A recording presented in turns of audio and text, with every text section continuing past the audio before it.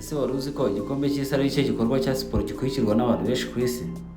Yego, birashoboka ko waba ubizi, waba uzi ahantu cyabereye ubwa mbere. Ujya utekereza se aho igitekerezo cyavuye kugira ngo bafate imigabane yose babihurize mu irushanwa rimwe? Ibyo byose n'ibindi ufitiye amatsiko ku gikombe cy'isi bigiye gukemuka. Tugiye kubasuhuza abakunzi bacu tubana buri gihe. Uyu munsi tugiye kwibanda ku gikombe cy'isi. Turareba amateka yaranze igikombe cy'isi kuva mu 1930 kugeza mu 2026. Turareba amakipe yakoze amateka, abakinnyi bakoze amateka na bimwe mu dushya byagiye biba mu gikombe cy'isi. Igikombe cy'isi cy'umupira w'amaguru nicyo gikorwa cya siporo gikurikirwa n'abantu benshi nyuma y'umukino ya Olympique. Buri myaka ine amaso y'isi yose abareba ibihugu bihatanira igikombe gikomeye kurusha ibindi mu mupira w'amaguru. Icyo gihe haba hitabiriye ikipe zabaye iza mbere mu migabane. Mbere y'1930 nta rushanwa rihuza isi yose ryigeze ribaho. Muri icyo gihe FIFA yashakaga gushyiraho irushanwa ryihariye rihuza amakipe yo ku migabane yose. Icyo gitekerezo kikaba cyaratanzwe n'umugabo witwaga Jules Rimet. Icyo gitekerezo bakomeje kukigaho baza kucyemeza, banzura ko kigomba gutangira mu 1930. Bemeje ko kigomba kubera mu gihugu cya Uruguay, bityo Uruguay ikaba aricyo gihugu cya mbere cyakiriye igikombe cy'isi. Icyo gihe ariko ntabwo byari byoroshye, ibihugu byabashije kwitabira byabaye 13 gusa. Irushanwa ryarabaye kandi riba ryiza ritanga umusaruro. Nyuma haza kugera kuri finale Uruguay na Argentine. Icyo gihe Uruguay yatsinze Argentine ibitego 4-2. Uruguay bikoza amateka yuko niyo kipe ya mbere yakiriye igikombe cy'isi kandi bari ikipe ya mbere gitwaye.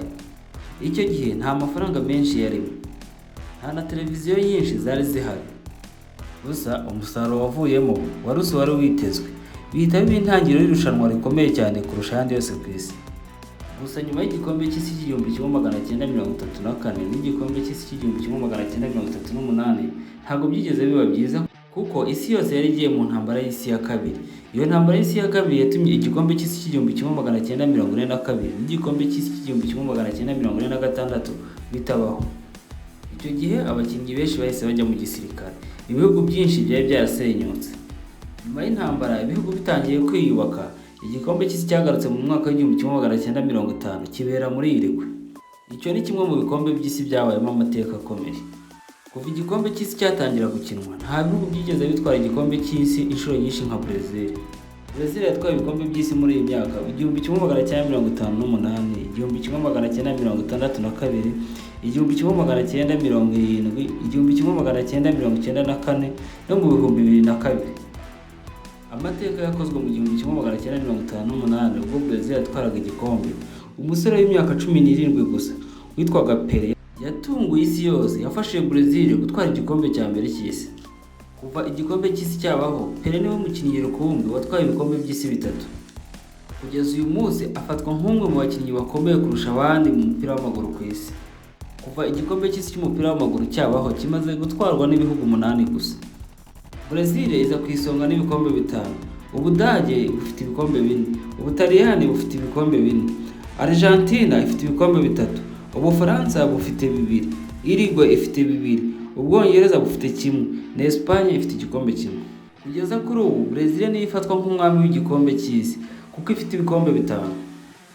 Gusa nubwo muri iyo myaka yose bagiye bakina bakagera finale, ariko hari imikino ya nyuma yagiye mu mateka y'igikombe cy'isi kare yagiye iruta iyindi kurushaho. Umukino wakurikiwe n'abantu benshi wo mu 1950 nicyo gikombe cy'isi cyari kigarutse nyuma y'intambara ya kabiri y'isi yose. Uwo mukino wahuje Uruguay na Brazil. Uwo mukino wakurikiwe n'abantu 170 bose bari muri stade ya Maracanã muri Brazil. Icyo gihe Brazil yasabwaga kunganya gusa, ariko ntibyayikundiye, kuko mbere y'imbaga y'abafana buzuye stade iwabo yatsinzwe ibitego 2-1. Abanya-Brazil benshi bararize kubera igihombo bahuye nacyo.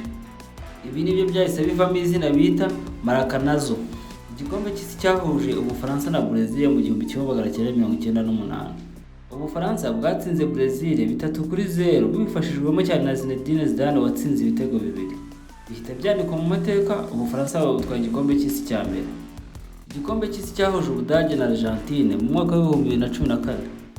Umukino wari ukomeye cyane, aho byasabye iminota y'inyongera. Umukinnyi Mario Götze yatsinze igitego cy'intsinzi, bihita bituma Ubudage butwara igikombe cya 4. Igikombe cy'isi cyo mu mwaka wa 2022.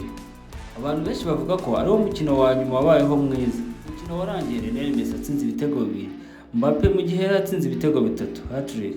Gusa umukino wose warangiye ari ibitego 3-3. Umusifuzi aza kongeraho iminota y'inyongera ariko byose bipfabusa, biza kurangira bakoresheje penalty. Argentina yatwaye igikombe kuri penalty. Abakinnyi amateka atazibagirwa mu gikombe cy'isi. Umunyabrazil Pele niwe mukinnyi rukumbi watwaye ibikombe by'isi 3. Kabuhariwe umunyargentina Diego Maradona mu 1986 yatsinze igitego cyiswe cy'ikinyejana. Kabuhariwe Zinedine Zidane yafashe ikipe y'igihugu y'Ubufaransa mu gikombe cy'isi cy'1998 agiramo uruhare rukomeye cyane. Umunyabrazil Ronaldo Nazario yatsinze ibitego 8 mu irushanwa rimwe muri 2002. Umunyargentina Lionel Messi mu gikombe cy'isi cyo mu mwaka wa 2022 yafashije ikipe ye ya Argentina gutwara igikombe cy'isi, afatwa nk'umwe mu bakinnyi beza babayeho mu gikombe cy'isi. Umudage Miroslav Klose kuva igikombe cy'isi cyabaho niwe muntu watsinze ibitego byinshi afite ibitego 16. Igikombe cy'isi cyo mu mwaka wa 2026 nicyo gikombe cy'isi gifite udushya twinshi mbere yuko gitangira gukina. Bwa mbere mu mateka y'igikombe cy'isi nibwo kigiye kubera mu bihugu 3. Kikaba kigiye kubera muri Amerika, muri Canada no muri Mexique.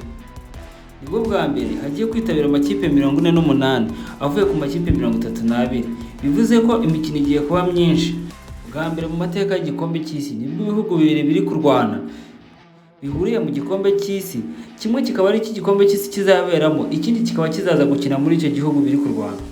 Bivuze neza ko Amerika nk'igihugu kimwe mu bizakira igikombe cy'isi, Iran izaza gukinira muri Amerika, kandi ibyo bihugu byombi biri mu ntambara. Mu myaka irenga 90 ishize, igikombe cy'isi cyaba irushanwa ryahinduye amateka y'umupira w'amaguru ku isi yose. Ni ikihe gihugu utekereza ko kizatwara igikombe cy'isi? Tubwire muri comment hasi igihugu wowe utekereza ko gishobora kuzatwara igikombe cy'isi. Niba wakoze iki kiganiro, kanda like, share, subscribe kandi ugisangize n'abandi. Murakoze, Imana ibane namwe kubera iyi video. Tuzongera kubonana mu yindi nkuru ishimishije.